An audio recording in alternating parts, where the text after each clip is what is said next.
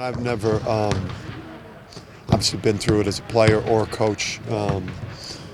Just where a group fights so hard and competes. Two of those on the road against like two of the hardest, most physical, kind of like the toughest teams to play against in Houston and Villanova. And just the fact that this group of guys just keeps putting themselves in position to win. You just hope we get rewarded soon. Jalen mentioned that you've been sending the team kind of videos of Kobe, and especially after that happened, right after the game. How have you been handling that as a coach, and then also dealing with it personally?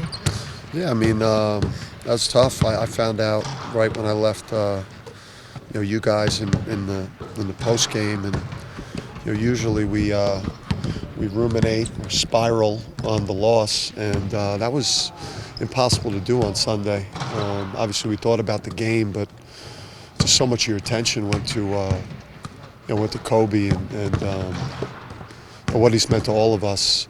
Just kind of watching him grow up in the game and watching him evolve into, the all-time great player and just an amazing all-around man, family man, businessman.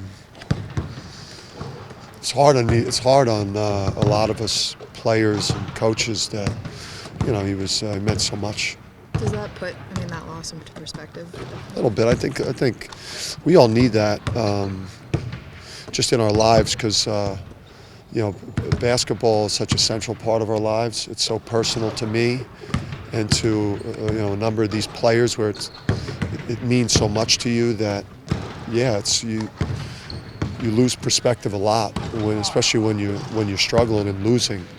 Not so much when it's going well, but we all get so down and so negative when things aren't going well, especially the way it's gone for us, these last 4 games. So that was certainly like a reality check, and I give my wife Andrea a longer hug, and I made sure I got on the phone with my son Danny in college and spent a lot more time around my son Andrew that night as opposed to going and locking myself in the basement and being miserable about another brutal loss. Have you had to, and I'm sure you've talked to the guys individually after every game in different ways, but with Al, obviously not playing down the stretch the other night, you have to really kind of, you can tell us what you kind of talked to him about afterwards the last couple of days.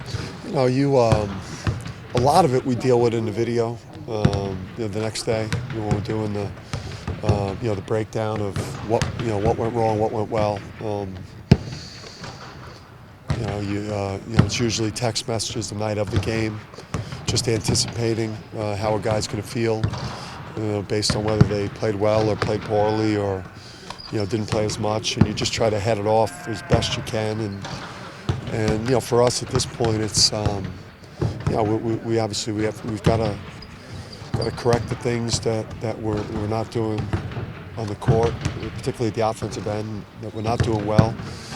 Get it fixed while dealing with the human element of a guy or guys not playing at the level that they imagine they play at. So, you're trying to keep their confidence up so that they're not completely broken by the way it's gone, but by the same token, you're also trying to correct the things that are going wrong, and in some cases have been consistently gone wrong. Is there any of it kids are just trying too hard now? They want to win so bad that maybe they're just losing. Yeah, I think that definitely as there's an energy that we've played with through the 35 minutes or 38 minutes or. That's different than some of the expressions or energy that we have in the last couple of minutes because, with this group, there's not an alpha. There's not an alpha in terms of somebody that can then cash the check too. I think we have guys that believe they can do it, but just haven't come through. Haven't been in a position to come through multiple times in their career at the end of games and make the shot or make the play.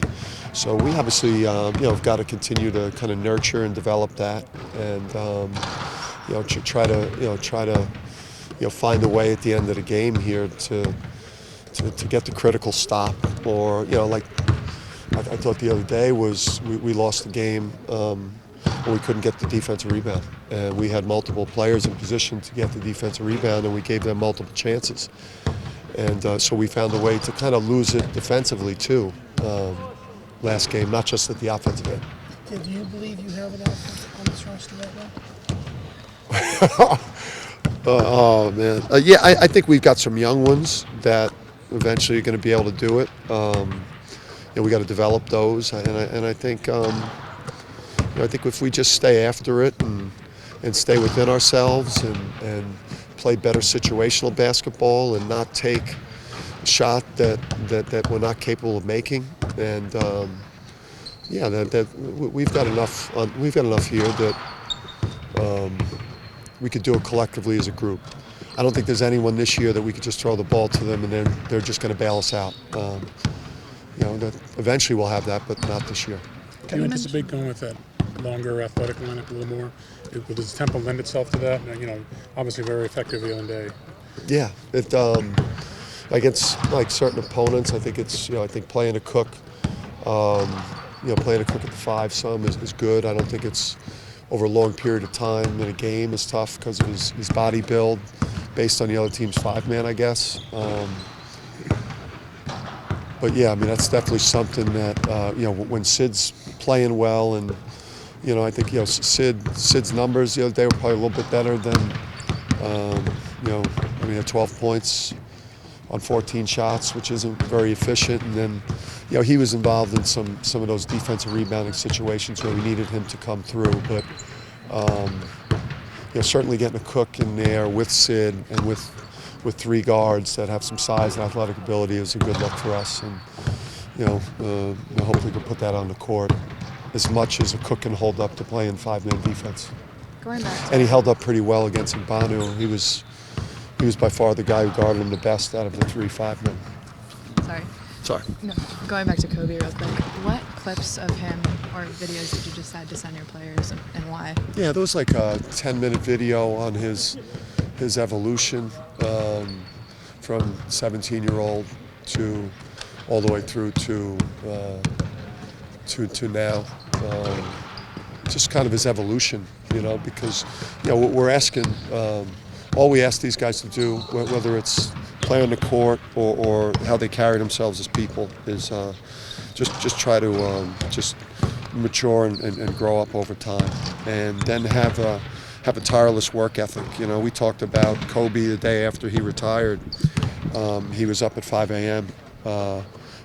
Beginning to work on his the next phase of his life, which was his writing and his movie work.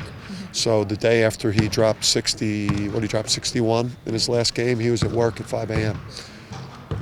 So if you aspire to have great success or be part of a championship level organization, like there's your role model right there. What do you see from Temple? They're obviously in a little bit of fun right now. Yeah, I think we're in a, obviously they're playing a number of guys that were either starters, 3 or 4 starters on a team that went to the NCAA tournament. So they're obviously going to play. They've got some older guys that have experienced more success than we have, but we're both coming to the game in desperation mode at 10 and 9, and and obviously not in a good place in conference. So we're probably in a similar situation in terms of level of desperation going in. And what growth have you seen in Gaffney in the last few weeks? Yeah, I mean he's been better in practice. He looks just more confident in himself on the court. I liked what he did a lot. I thought he showed some progress against Villanova. I liked what he did against Nova. We got him up near 20 minutes, I think, that game, and he held up relatively well defensively against Gillespie. We gave up 8 points in the second half, but they were pretty good contests. And then against Houston, I liked what he did there. I mean, 6 big points, and he was pretty good defensively. And his presence on the court helped our ball movement the other day. Just because he's got such a good feel, and he's coming into his own the way you like your freshman from a confidence standpoint. And it's kind of fun. It was fun watching watching those guys out together, just young and hungry, just young and hungry group of guys that were just kind of flying around and just making plays. It was fun to see. Is it going to be kind of a go by what you see now with guys if you don't, if you're willing to go to those guys? Yeah, listen, shit, I'll go to Temi. Obviously. Hey, I set myself up, man. Shit, you had to take it. I will. We're at a point where, I wasn't happy with our shot selection got away from us at times the other day too. Out there, we took too many long threes. And whether you're an older player or a younger player right now, we need you to play a certain way. We're trying to build something here.